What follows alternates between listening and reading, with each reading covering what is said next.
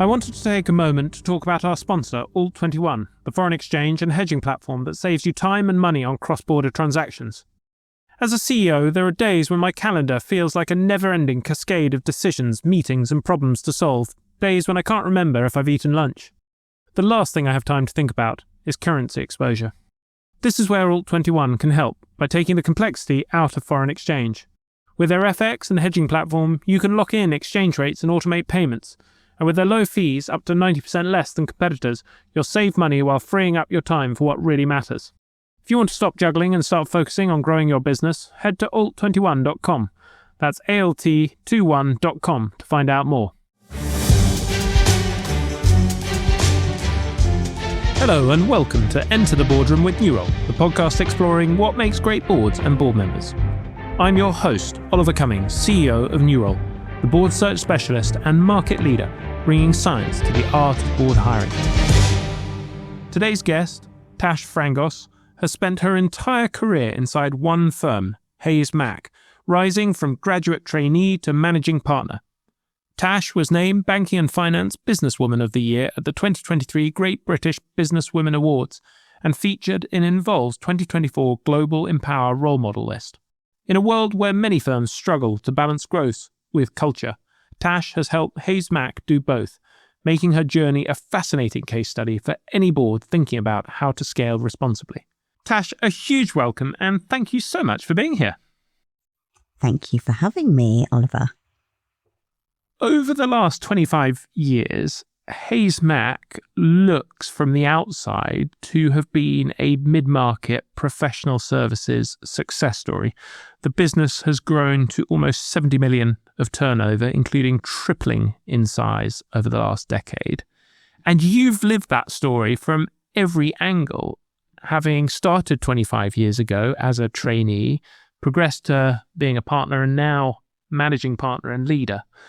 When you look back, I'm really curious to hear, what do you see were the defining chapters in that evolution that a board member listening might find instructive? Early on in my career as a partner, so I had not long been a partner, the firm decided to go down a sector-focused route. That, for us, has driven a significant amount of growth. So we previously had been sort of a bit more of a traditional practice with each partner having a mix of clients, like their client portfolio. We evolved that into we recognized that we needed to differentiate ourselves in the market. How could we do that? And we did work with an external consultant at the time and then actually decided, let's go down this sector-focused route. And what that meant was we created multidisciplinary teams. So you might be in corporate tax, you might be in audit, and you will sit in those departments or VAT, but actually you come together with different colleagues in a different way with a sector focus. And so then we had sector leaders, and I was one of them at the time. I led this creative media and tech team, which was a great job. Loved doing that role. We were charged with creating a strategy of how we go to market to target clients, potential clients in those sectors. And we were doing it with a multidisciplinary team of experts who were also really passionate and engaged about working with the individuals in those sectors. So I'd say that was a really pivotal moment for the business and triggered a lot of our organic growth. And we still see that as a really successful route of going to market. We've now kind of further expanded that concept. So we have our key sectors that we started with, but we've now got incubators, so expanding out into other areas of passion where there's also a business case that someone wants to drive, and also markets. So if you're a business that doesn't fit into one of our sectors, you don't identify yourself in that, but actually you're still an ideal client for us, what other ways can we speak to our clients? And so that's where we defined these markets, which again are multidisciplinary. So equity capital markets, private equity, high net worth entrepreneurs and their businesses. So that has been really impactful and I think defining for the firm. The other practices that I mentioned that we kind of have sort of had in the business and will continue even as we grow is always having a mind on succession planning. So we bring in more junior partners to lead on areas of business development. So when we first started the sector focus route, we started by putting some of the more senior partners as the sector leaders. And we very quickly realized that was not going to be the strategy for us because they already had a developed portfolio of clients. So we flipped it. So the more junior partners, I was one of them at the time, we didn't have an established client portfolio. We were hungry. We had the energy. We wanted to try something new. So we flipped it and our leaders became our more junior partners. And they're the ones that created the strategy. They're the ones that then drove the go-to-market activity. And that's a practice that we've continued in the firm. And we want to maintain that as we continue to grow because that drives innovation. We also have a practice of promoting people when they are ready, not based on time served. And I think that's another kind of secret ingredient to our success. The idea that you have to spend a certain amount of time in a role. Yes, you do, of course, to get the right amount of experience, but not just for the sake of it. If someone is demonstrating the contribution, skill and ability to promote to that next level, we should absolutely just back them and do it and get on and do it. Because again, that drives further growth. It keeps them engaged. The people that they're working with can see the development that this individual is going on, and it kind of inspires everybody else coming through the ranks. So that's another practice that as we've continued to grow, we've maintained firm on.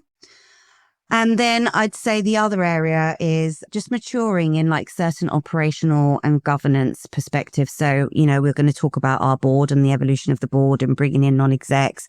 The partners have continued to invest in upskilling our marketing and BD team, our finance team. So just making sure we've got the right operational infrastructure to enable that growth. I think that's also been really important.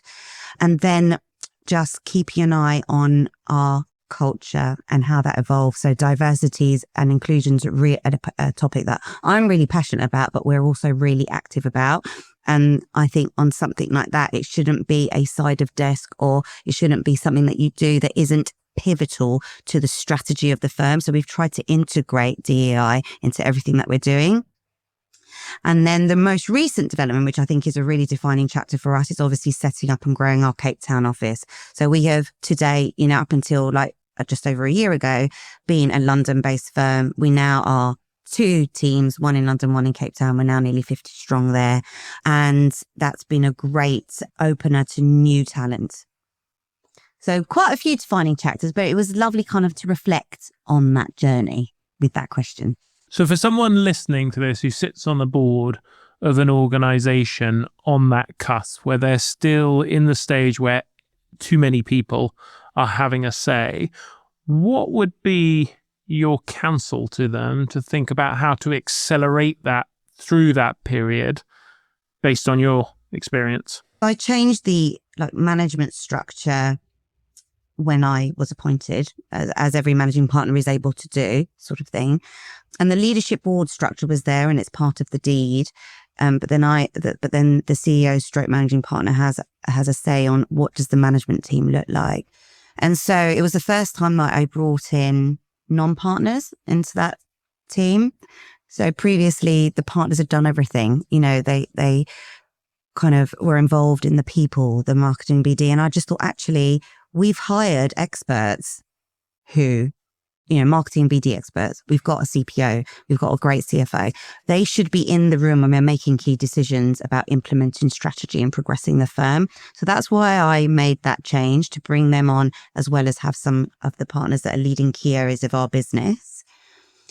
But when I proposed that, communication was really important. So my counsel would be really have a think about what is the structure that's going to ensure you have the relevant areas of the business covered and have their say around that table when you're making key decisions, to ensure you've got the right roles there.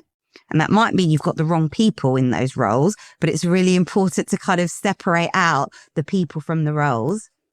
So make sure you've got the right roles there, and then you have to make sure you've got the right people in those roles. And then really communicate. I did a lot of communication with the partner group during that election process around the changes that I wanted to make, so that they could understand and feel reassured around why I was changing the operational management of the business. and then ensure there's really good comms with the leadership board and then with the partner group. So, and that's something that we haven't always got right, and we've continued to evolve to make sure we're giving the right level of information and insight into how decisions are being made or how proposals are being put together before they go to partners for voting. What were your lessons from communicating that again, a board member counselling the executive team on how to ensure that change is communicated effectively might learn from? It's really easy as a managing partner, as a CEO, to kind of just sometimes forget that we know a lot more about what's going on in the business than the people that are just coming into this board meeting.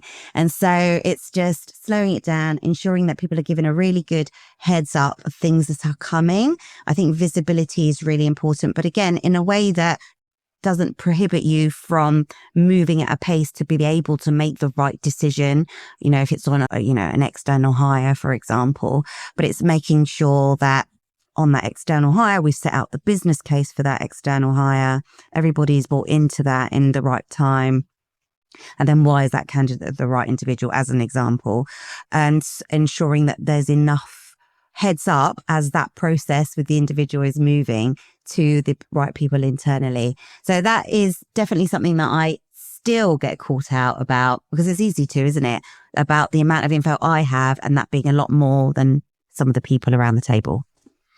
Yeah, it used to drive me mad. The question that would always make my heart sink is someone would say, well, we need clarity on the strategy. And I felt like, hang on, we've talked about that like 5 times. What do you mean we don't have clarity on the strategy? And my sort of lessons were it needed to be written down so that people could touch it and feel it. It needed to be repeated a lot longer than I thought. So I would bring it up at the start of every all hands meeting every month for a year, and then it finally seemed to sort of get through. And then I'd also create sessions specifically where people got to kick the tires on it, so they could come and change stuff and move stuff around with it. And there was that need for physical engagement almost with it. Exactly. So with our on strategy, I have 2 strategy sessions a year with my management team, and then I have 2 with the leadership board, and then I have 2 with the partners as well. So, and I build it out in that way. So it starts with the MT. We get our ducks in a row, make sure we're really clear on the key messaging. We then go further to the leadership board, who will then challenge some of that, bring their own insight, give us, different perspective. Have you thought about this? Have you thought about that? We then build further. We might circle them back to the LB once the MT have then had a bit of collaboration, and then we go to the partner seminar, and then we deliver it. And then the way I do my partner seminar is I always send a written note in advance. I then deliver it, obviously, and then the way I deliver it will be incrementally building on what we discussed 6 months ago. So I'll always do a look back, right? This is what we said 6 months ago. This is what has happened in that time. This is what has changed. Like maybe it's external factors, maybe it's things that are in our industry, geopolitical, and that's how it's impacting our strategy. So therefore, this is what we're tweaking. And then I'll always also do a written note afterwards. And I make sure during those seminars, actually, like there are opportunities for room discussion. So, I've kind of been quite deliberate about always going to those seminars with a plan that is presented rather than it being a talking shop. Because again, that's one of the things that frustrates me is you have strategy sessions and nothing comes out of it. So I've been quite deliberate on making sure, right, this is what we're proposing. I'm really clear on that. But then putting it out to the floor, love to hear your feedback kind of in response. And then there might be things that we then tweak in response to that. Then always then do the written note. And then building on that further, it's then reiterating that strategy at firm briefings. The department heads, sector heads need to know what they're communicating with their team. So it's then cascading the message down to the rest of the organisation. Does that work all the way through? What when you first start with a blank sheet of paper, when you first came in, did you go to your leadership board with a proposal and have the same thing, or did you get them to bubble up their thinking first and then shape that? I still will have a skeleton of what I think a direction of travel. And I will have done that in collaboration with the management team, but again, even with the MT strategy, I'll have put some thoughts down. So, I've got one coming up in a couple of weeks. I will send a note to the members of my management team and say, these are the things that I think we need to be thinking about. Automation will be on there, for example. And what are we doing about that? And I'll pick on specific projects that we've got going on internally, but also what I know some of our peers are doing. So I will pick on the key topics that I think we need to go further on in incorporating into our strategy. But I will, of course, also want them to think about their areas of the business. So I will task them with, can you come with what your plan is, how you're progressing against your KPIs for, markets and sectors or audit department. And let's bring that to the meeting. And then I will expect there to be this collaborative and will form a view as the conversation proceeds in the session. But I think it's important to not walk into those types of meetings without having put some thought and preparation. It just then you lose time, because by the time you warm up to it, half the session is gone. And again, I'm like, really kind of don't have a meeting for the sake of having a meeting. Like, let's kind of make some decisions and walk away with something tangible after it, a plan of action, basically. So can you give me a clearer sense of what is on that skeleton in your mind as you're walking in? You mentioned automation. People, talent development will be on their L&D journey, quality, obviously, like we're a regulated firm. So quality and how we're tracking that and what do we do next. Things that we're investing in, like technology that we're investing in, solutions for the business, what services should we be thinking about next? So we, have we broadened the service line wide enough? Or are there new emerging areas that we should be investing in? What lateral hire conversations have we got ongoing? What internal promotions and candidates have we got coming through? These are all the things that I'll have thought about before I go into that room. And I will expect certain individuals on my management team to have also given that thought when they come. I'll be thinking about market profiles. So we did our rebrand last year. Now it's all about making that rebrand go further. So I'd expect my marketing and BD lead to come in with her thinking on that. We've rolled out a CRM. We'll be looking at how engagement is on using the CRM. Has that given us better visibility on our pipeline? What's the quality of that pipeline? What does it look like? I think regular listeners of Enter the Boardroom would have heard us talking lots about how getting the CEO right is one of, if not the most important decision a board makes. And one of the themes that feels like it's been emerging for me is that if you haven't got an internal candidate, you've done something wrong as a board. There's a failure. That might not mean you appoint them, but at least having that pipeline of internal candidates is critical. You are a wonderful example of someone who's gone through from, seed all the way through to the top. What do you think the organization did well that allowed you to go on that journey and kept you engaged, that board members listening, thinking about their succession and development might find instructive? So I think what the firm has got right, and I hope we continue to get right going forward, is back to that. You promote people when they are ready. So I was fortunate enough to be given the opportunity to be promoted to partner. I was relatively young. I was 30. I didn't have a client portfolio. There wasn't someone that was retiring. It was a bit of a kind of risk maybe for the firm, because I was then charged with going out and developing a portfolio. I'd obviously shown some ability in being able to do that, but it was still a risk. But they obviously saw that in me and took the chance. And I welcomed the opportunity. And that is the approach that we take, sort of thing. If somebody has demonstrated their passion, their ability to grow an area of the business, or it might be that they're a technical expert in R&D and they've got an ability to grow a team around them. So you've got to be looking for, and this is what I look for, like the leadership skills and also the ability to win work in the market, represent the firm. So being given that opportunity was what the firm did right. And I hope that we continue to do right as we progress and grow further, because that's where the hunger is. That is where the passion and the new ideas come from.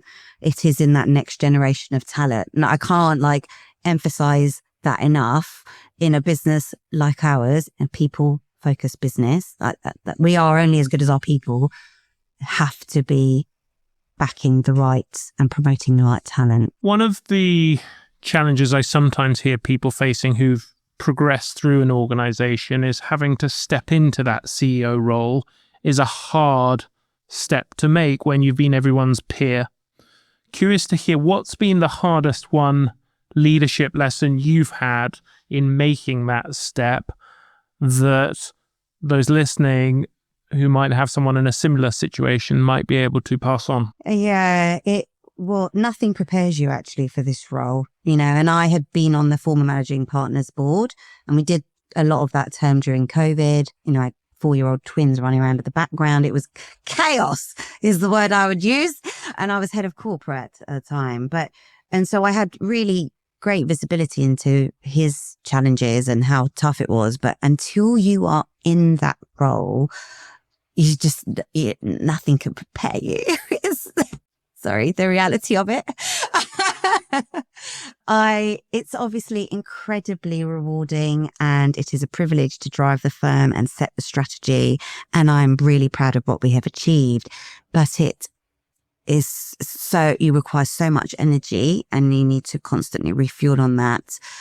There are so many curveballs. You don't know what is going to hit. You think you have a week planned, but there will be something, 1 or 2 things unexpected that come. And so it's that ability to just be able to navigate all of that. And then, that what I found tough as well was you go from being a peer, and, I was a very successful corporate partner who'd won a lot of work and loved servicing my clients and developing the team on that client portfolio.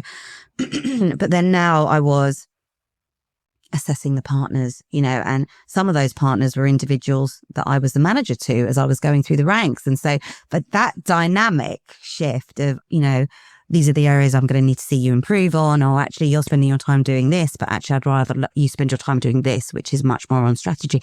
That was quite a difficult adjustment. But my advice to anyone else who's in that position is do it, because it is absolutely the right thing for the individual and also for the firm to have those open conversations.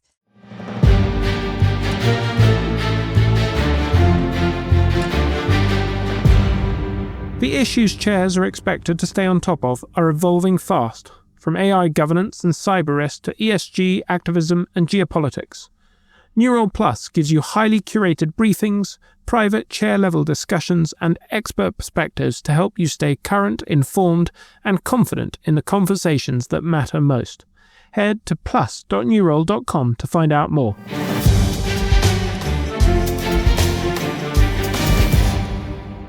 Can we go back and talk about a couple of the strategic levers that you highlighted that have opened up the growth? I'm really curious to hear why you think that shift to a sector or customer focus organization design had such an impact. Yeah, so we've obviously been very consistent, from the point that we went down that sector focus route, and if anything, doubled down on it by then also creating incubators and markets.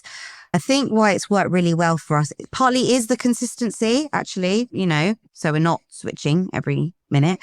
Also, a key driver was the fact that the leaders of those sectors and also the future generations of those sectors were all genuinely passionate about working with businesses and individuals that came from there. So they wanted to go out into the market and meet, tech entrepreneurs, hospitality entrepreneurs, whoever. And they found people in the business that were equally passionate about wanting to work to then help develop them. So it was also a real developmental platform for our people. So you might be an audit manager, that's come and done your ACA and everything, great. But actually, you've got this other opportunity now that you get to know the inner workings and speak like a really informed individual about a particular area of business. So, and not only that, but you're also interacting with people in other areas of specialism, corporate tax, VAT. So you're broadening your knowledge base beyond just being an auditor, as an example, if you've just come into that audit team. So I think that has also worked really well. So what that means we're doing is creating these individuals from the moment they arrive as an associate into advisors who are confident in holding a conversation around any range of matters to do with business in that field. And yes, they might touch upon tax, and if they do, they'll know the point at which to bring in the relevant team member from tax that they know works in hospitality or creative media and tech to then help the client in resolving this potential issue, like another area that we can add value and help the client on outside of the typical audit cycle. So I think that has worked really well for us because it's enabled us to spot opportunities in the market and having conversations with clients. It's made us sort of think about what makes us famous, and being really well known in these industries has driven new business as a result. And it's also been a great developmental platform for our people to kind of be not just an auditor, but to be an auditor with some growing knowledge on, the latest trends in the sector that they're operating in. And also knowing what are the key tax changes that are happening in this sector that I need to be aware of when I'm speaking to my clients. So it's facilitated all of those things, which in turn leads to a much better client service, which in turn leads to more work. Let's talk briefly about the South African lever as well, because that's been a massive shift to go from being UK focused to having this international outpost. Can you talk me through the board level discussion you had on that, what you saw as the pros and cons and how that's played out? Yeah. So about 3 years ago, the talent market for audit was so tight. We weren't getting and looking on campus because the Big Four were just taking on so many grads. And so we had to, as a lot of mid-tier firms, we had to innovate in where we were recruiting and where we were finding talent. And we started by using third parties in South Africa, working with them for audit talent. And again, that was really very common practice with a lot of the other mid-tier firms. And that experience was fine. But in that, going through that experience, she's now a partner, but then was a director, sort of came to me and said, we're a brilliant training firm. We have got such an excellent track record of getting people to partner. And still today, most of our partners are homegrown.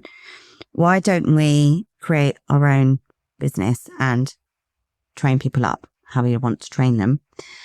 And because she is also South African, we also had the local knowledge. That was really helpful. We did look at other jurisdictions. So at board level, we had the conversation of let's not just sort of be blind on just going for South Africa. Let's look at where else should we go, And so we did look at other territories, looked at the pros and cons, still landed on South Africa as the right jurisdiction and specifically Cape Town within that. And so really that's how it started. And whilst it was always on our, I would say, roadmap to have our own offshore offering in a way, like our out of UK presence, it happened a lot quicker. And it was because this director came and spoke to us and said, I really want to own it and I want to help set it up. And really so much of our innovation and growth and success stories have come from an individual wanting to push a certain thing forward. We didn't have a hospitality sector. We didn't have a retail and e-commerce sector. And it's only because of one individual said, I want to drive this and it aligns with the firm's strategy. We supported them. So back to your point of supporting that talent, giving them then the platform to flourish and that generating growth. South Africa is a similar story. The time zone work, the quality of talent works, the professional qualification works. And so that's how we started. And now we're nearly 50 strong with plans to grow it. So whilst it started, what's interesting is that whilst it started as an audit play, that audit market has now completely changed. And actually there's access to lots of talent here as well. But the quality of talent is so great that we're always looking in both jurisdictions for roles. And also what's happened is that because it's been so successful, other areas of the business are engaging in with it. So we now have corporate tax team members out there and transaction services team members and finance and IT. And so we've created a mini HaysMac there, and that will continue to build. So if you were on the board of the business now who was listening to you and saying, gosh, Tash, that is a brilliant idea. We've been talent supply constrained. We should go set up a remote office that allows us to tap into that distant talent pool. What would be your counsel to them based on the missteps you've made and what you've got right with that experience? So the critical success factors for that was having a team member that put their hand up to lead it, having a team member that was happy to spend some time on the ground there as we were setting it up, particularly in those early days, and as we had set it up, and is actually still frequently going back and forth. So that connectivity, so that what a critical success factor was the fact that individual had been at our firm from a trainee and had got to director. So completely understood the fabric of HaysMac, the client base, the client service that we're looking for, the training experience we deliver, the culture we wanted to create, and the fact that we were really clear on the fact that we wanted that replicated in this other office. So that was also a critical success factor, and also finding an excellent local manager to work with. So that was there on the ground all the time. That was our first hire, and we were very fortunate to find the right person in that. But, the individual that wanted to lead it, there were also another 2 partners supporting her. So they were spending time in Cape Town, meeting recruiters, going to the universities, meeting landlords, really kind of trying to develop. We were speaking to peers that had done a similar thing and just asking them to open up their networks to us. So we did a lot of just meeting people locally, building our network, bringing that intel back, discussing it, then forming a view. So it kind of informed our next steps. So we spent a lot of time there on the ground. And then now what's really important is that we're constantly sending people to the office and at a high level as well. So I've just been, for example, there'll be another cohort that goes in January. We have some secondees over there at the moment from London who are absolutely loving life there. So, all of this has helped really strengthen what we've created. You set yourself a target to get to 100 million of turnover by 2028, which sounds like a big number from where you are today. It's just under 70 million. What gives you confidence you'll get there? So I think the confidence I have is in our strategy of being very focused in delivering a top quality experience for our clients that is relevant to their needs. So we will evolve what we deliver to meet their needs, and being absolutely focused on that. And the way we do that is by, again, making sure that we retain, develop, promote our talent as they come into the business. I think we have a business that is quite entrepreneurial, can move at a certain pace. We've created a culture where new ideas are welcomed. I'm always talking about just try something new, and if it doesn't work, it doesn't matter, kind of thing. But try it, basically. And I am told by people that have come in from either the Big Four, someone is leading our risk assurance and advisory services team at ex-Big Four, and they're like, and worked in lots of other places, and they're like, I've never come to you with an idea where you've said no. So because, and I was like, yeah, because if it's on strategy, it makes business sense. Let's just give it a go, And so, and as we've spoken so much about today, that is where growth comes from, is by doing these different things. So I think we've got strong governance as well, which will also help us get to that 100 million. I've got an engaged partner group. I think we're all wanting the firm to succeed. I feel like we're all behind the direction of travel. I am told by people that come and meet us, lateral hires that we're interviewing, when I'm not in the room, we're all still on the same page. So that's quite reassuring. Not saying it in exactly the same way, but kind of everyone is aligned on their core messaging. So that I think is really important. And we will continue to invest in our people. The partners are fully committed to that, as well as investing in technology and all the other areas that we need to, there is a lot to do, Oliver. This is not an easy path that we have set, but we're fully committed to doing it. And if we don't hit the revenue target, it's not really about hitting the revenue target either. It's there because it's simple. People will remember it, but there's also a whole load of other things that are behind that, massive headline, that are much more important and I'm focused on. But it's an impactful statement. It's simple for people to get behind. and sort of, yeah. When you look at that growth, it eats cash. Growth tends to eat cash, unless you happen to be lucky enough to be a negative working capital business. How do you think about financing that risk and liquidity as you scale? Because I did look at your accounts as part of this, and it looked to me like the sort of cash available is reasonably tight for the business, but you've obviously got lots of access to bank financing. So curious to hear how you and the board have thought about that. Yeah, so this is an area that our CFO is spending a lot of time on at the moment, is just, get, really close debtor management, also WIP for us. So where people are charging their time on making sure that that is good WIP that we're valuing for our turnover, and ensuring that we have good practices in how we bill that out. So that is a live conversation now, and an area that will be further developed and made more robust. But what we have always done is, of course, cash flow forecasting.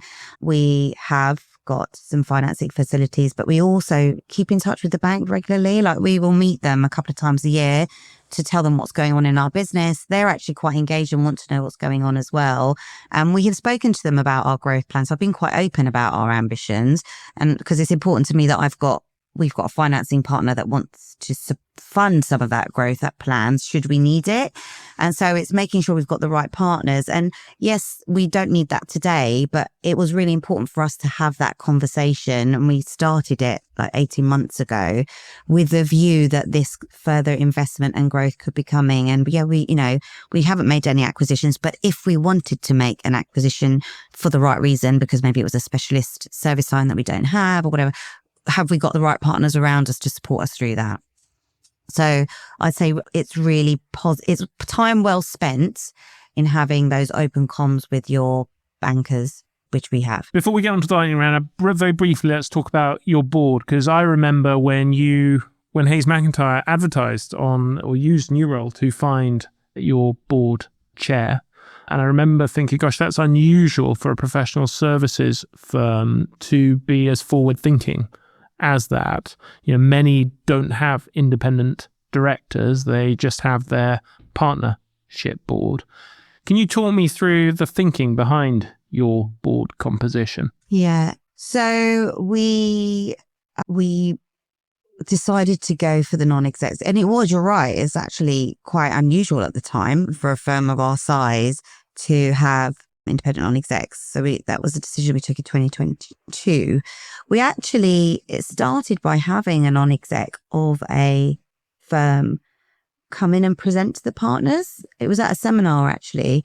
And so he just came in and presented on like the value that he'd brought, like what his role was as a non-exec on this other firm, and his experience and where it had worked well, where it hadn't worked well. So that's kind of what planted the seed for us, was kind of just learning about this and the value that could bring, just having that external perspective. That then created an opening for us to have a discussion as a partner group on, is this something that we would like to do? And the reason we decided that it was something that we would like to do is because we knew that, there are challenges ahead with technology and automation, and how is that going to affect us? AI wasn't so high on the radar actually then, that's more recent. Also, there were challenges on increasing regulation and making sure that our work was at the right quality. We were ambitious about our program of investment and development. And so having an external view, or maybe having seen that in another larger firm and bringing that value to us, was also thought to be a good thing to have around the table. We've got our chair is someone that's come from the Big Four, and we recruited through your New Role, and just having someone who has sort of seen it elsewhere in a larger firm, and it's not always going to apply to us. We would always have to tweak it for our size, but it has, I cannot stress how invaluable it has been to our journey of maturing, of evolving, of navigating some of the, really intricate and complex matters, such as, how do we evolve partner remuneration, and how do we evolve how we set objectives as a partner group and then hold people to account to that? And, those were really difficult changes to bring in, but we did that. And, I'm really pleased we've done that. And it, again, will lead to a much better result for the business, because we'll have a set of partners that are crystal clear on what their role is in this firm, how they should be spending their time, what their objectives are for the year. And we're able to then have a really open conversation about that. And so on areas like that, it has been instrumental having that external perspective. Time has flown, which means it's time for the lightning round, where I'm going to ask you a short question and ask you for a quick response if you're ready. Sure. Best book every board member should read, and why? I really love Black Box Thinking by Matthew Side. I also read Rebel Ideas, which I also love. So I've read loads of books. I've also got the Blinkist app, which I highly recommend for busy people, because you get to have snippets of really great books. Most impactful question you've heard in the boardroom? Why are we doing this? What's a boardroom myth you think needs busting? Unnecessary formalities.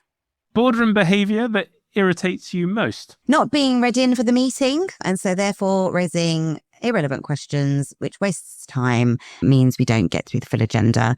Also, people coming in with their own agenda and a personal point and going too deep into detail on one particular point, which is irrelevant to the larger high-level conversation we're having. Most valuable board ritual? Sharing notes and action points, and then importantly, following up. Favourite quote? Better to try and fail than to fail to try. And, I don't know who said it, but that's something that I just always talk about in the business. And then I also think for a leader, this is a really nice one by Maya Angelou, which is, the feeling that you leave people is really what that is lasting. So I'm really conscious of that when I'm interacting with the team. And I think every leader should be aware of that.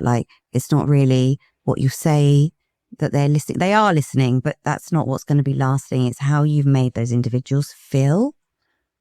I think that's really important for a leader to never lose sight of. Most significant professional insight? Get comfortable feeling uncomfortable.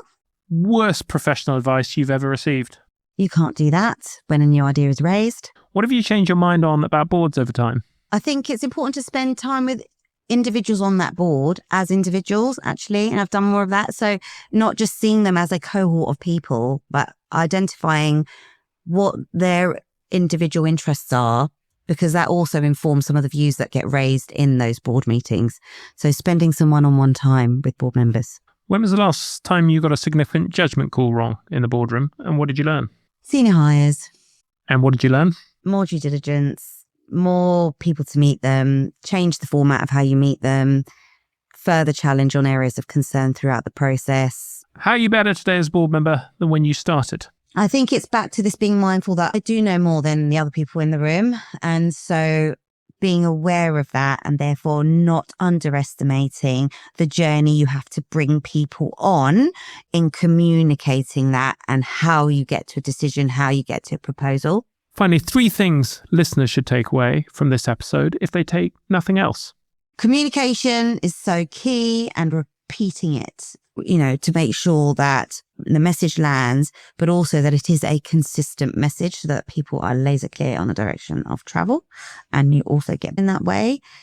Don't get too comfortable. Innovation through collaboration is great. Try new things, and it's okay if they don't work out. That is how we learn.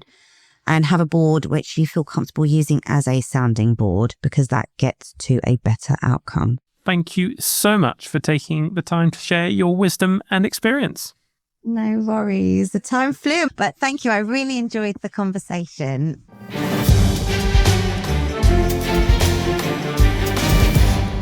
If you want to stay fully up to date on the fast-moving topics reshaping board agendas, from AI to activism, Newroll Plus can help. As a listener, you get 10% off. Head to plus.newroll.com and apply the code ENTER at checkout.